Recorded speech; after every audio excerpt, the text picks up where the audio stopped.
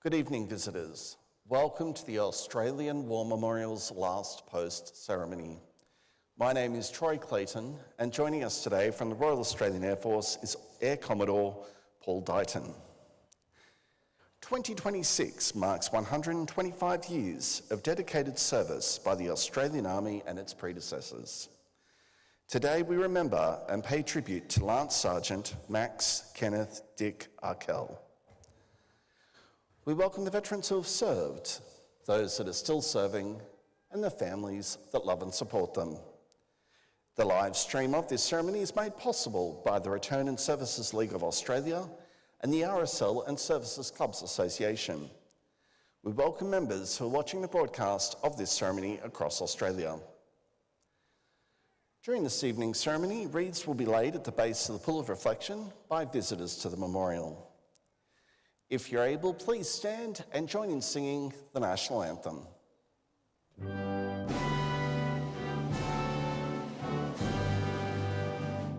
Australians, oh, let us rejoice, for we are one and free.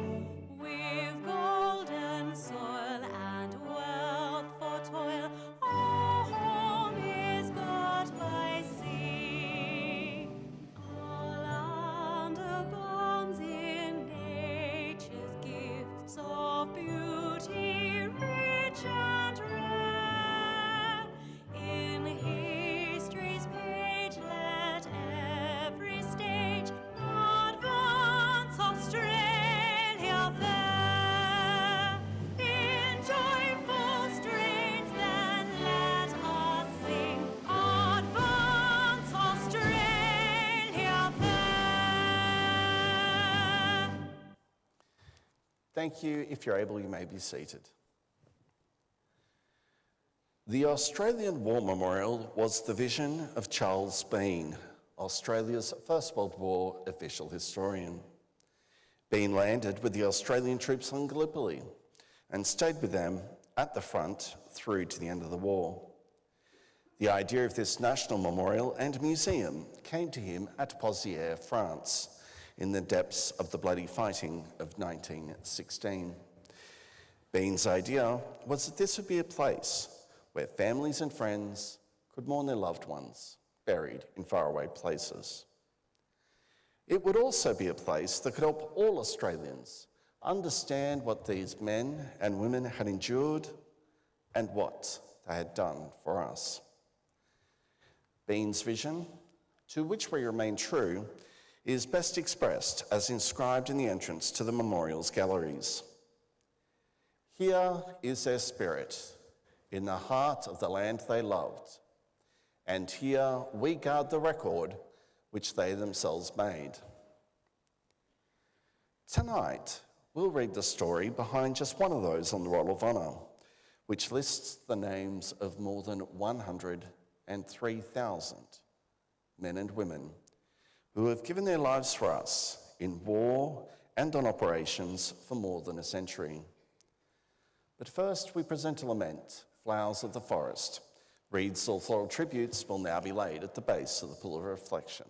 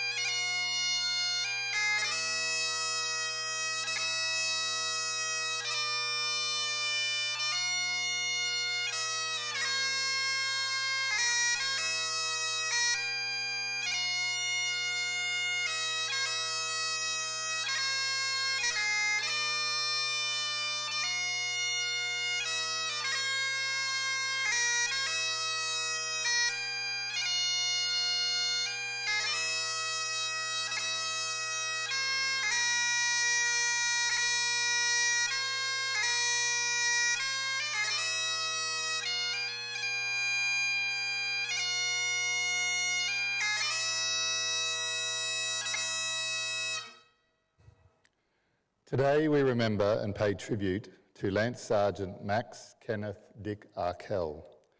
Max Arkell was born in 1897, the seventh of 8 children born to Charles and Bedelia Arkell in Rockdale, Sydney. Max's parents died when he was still a child, his father in 1901 and his mother in 1907. So from a young age, Max and his siblings lived with their grandmother Eliza in Newcastle, New South Wales.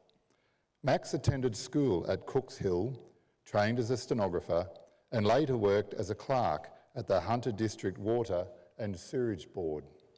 He and his siblings were involved with the Newcastle Surf Club. Max also served for 4 years in Newcastle in the Naval Reserve, where he earned special qualifications in signalling. Max Arkell enlisted into the Australian Imperial Force on the 18th of July 1915. He joined up with his older brother Eric, and the two served alongside each other with consecutive service numbers. They sailed from Sydney on the 9th of November 1915 aboard the troop ship Beltana. In Egypt, they were taken on strength in the 30th Infantry Battalion. They served together in the same company of that unit. After training in Egypt, in June 1916, they sailed from Alexandria for Marseille, France, and on to the war on the Western Front. They spent their first few weeks in France either occupying frontline trenches or carrying supplies to frontline troops. On the 17th of July 1916, as the battalion was carrying ammunition to the front lines near Fromelles in the Somme region of France, Max was wounded by German artillery and taken to hospital. It was the last time the two brothers would see each other. Eric was killed in action 2 days later during the Battle of Fromelles.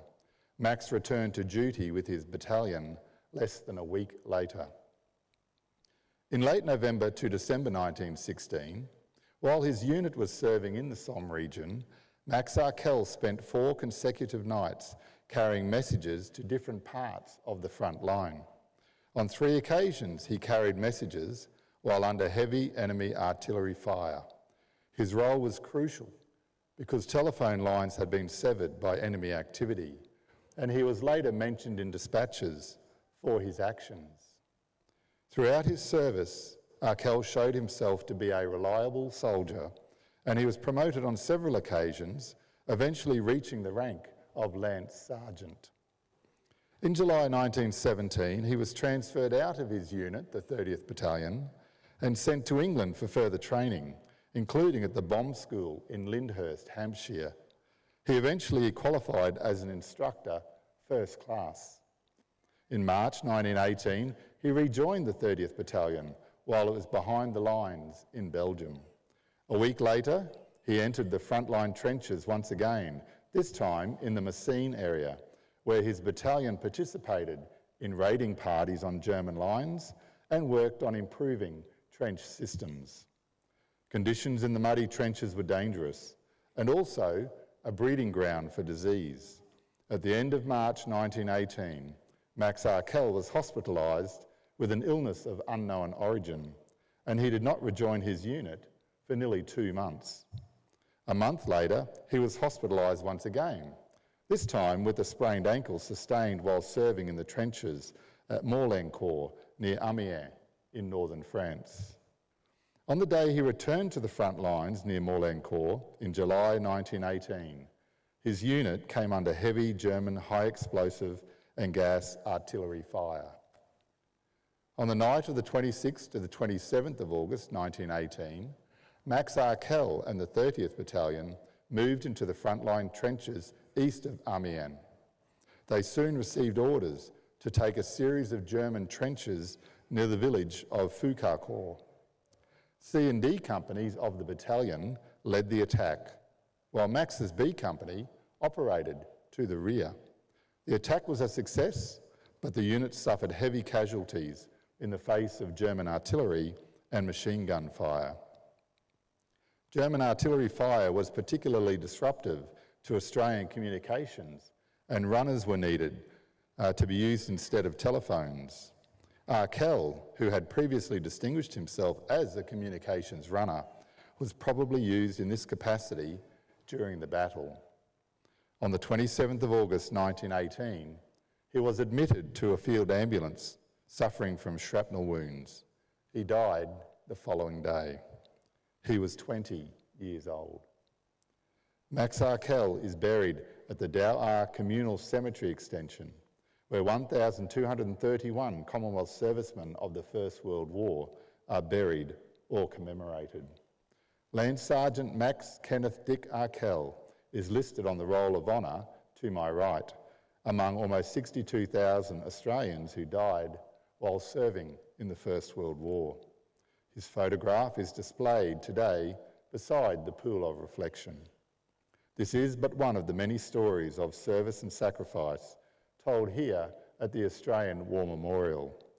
We now remember Lance Sergeant Max Kenneth Dick Arkell, who gave his life for us and for our freedoms and in the hope of a better world.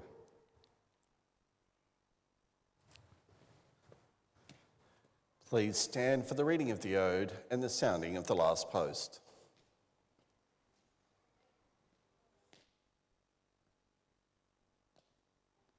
They shall grow not old, as we that are left grow old. Age shall not weary them, nor the years condemn. At the going down of the sun and in the morning, we will remember them. We'll remember them.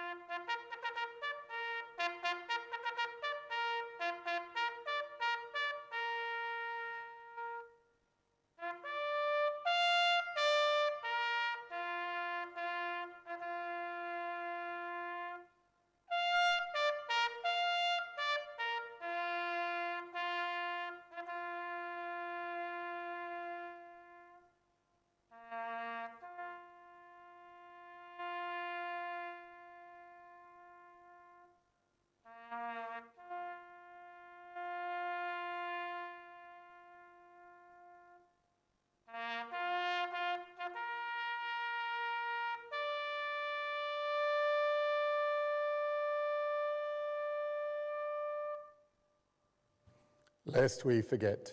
Lest we forget.